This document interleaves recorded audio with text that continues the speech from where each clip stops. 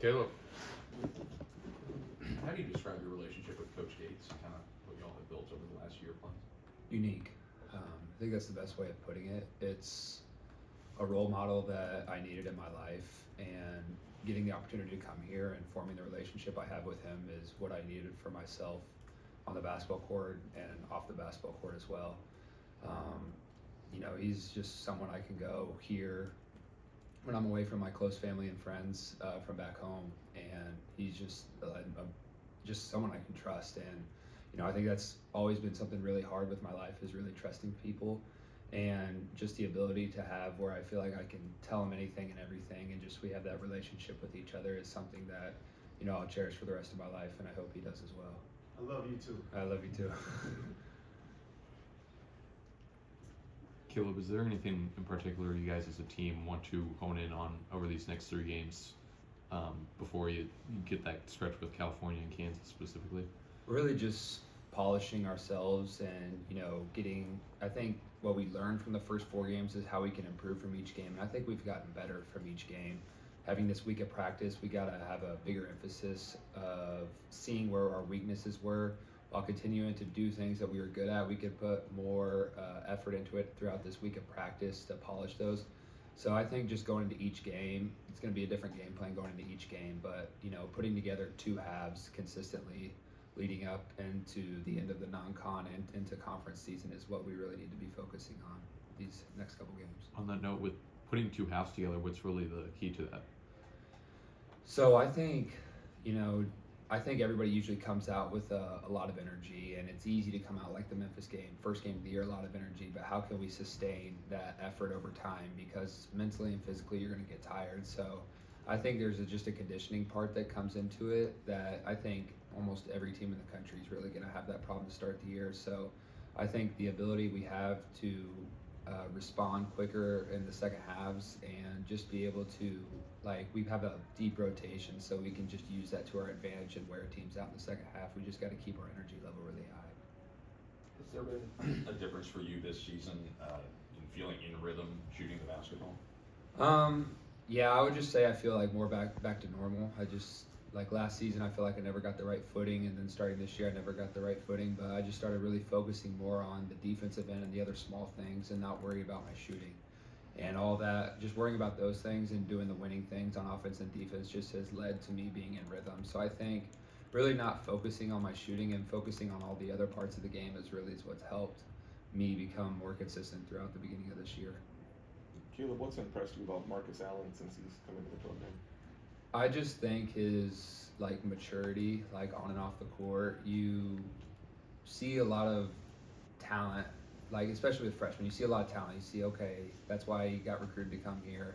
But just his understanding of the game, offensively and defensively, I think it's really impressive. He plays the game like he's an upperclassman. He doesn't play like he's an underclassman. I think that's really been the most impressive thing with me that I've seen from him. What's kind of the tangible difference there between playing like an upperclassman and maybe playing like a younger guy?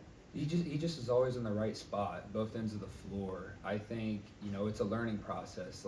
A lot of freshmen go through it. I went through it. You learn where to be on the court on offense. You got to know who's cutting and where is the right spacing on offense. And on defense, you got to know who's in the right positioning, away from the ball, on the ball.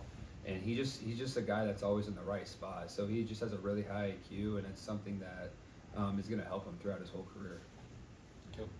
Coach was just saying that Ant Robinson's kind of solidifying himself as a core guy on the team. You say Anthony? Yeah, Anthony Okay, Robinson. okay. What does that look like on a day-to-day basis, his development? Yeah, so just from the summer, I would even go back into the spring where we were doing individual workouts after the season. It's just, I remember me and him were grouped up together a lot during that, and I think me and him, we were really pushing each other a lot through those workouts, whether it was on the court or in the weight room. And me and him, we just really got a chance to build a connection like that and a bond, and we got to learn off of one another. And us feeding into each other, I think we made each other better leaders, and we made it better, more competitive within each other with our workouts.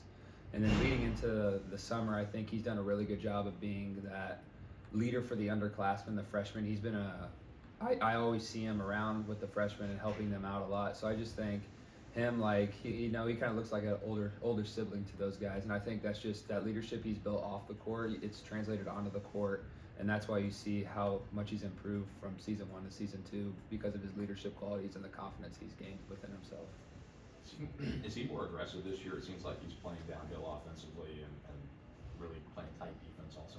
Yeah, I think he's a tremendous on-ball defender. I think he proved that last year, but this year I think he's added maybe more size and physicality with the weight room in the off season, and you can see that he's drawing more fouls and has the ability to get downhill, hold the line and just kind of play like, I don't want to say like Jalen Brunson, but like he kind of like plays like a bigger guard like Jalen Brunson when he gets in there and draws fouls like that. So I think it's something, a part of his game that he's really developed in the off season, and it's something that's going to help carry us this season and him for his future.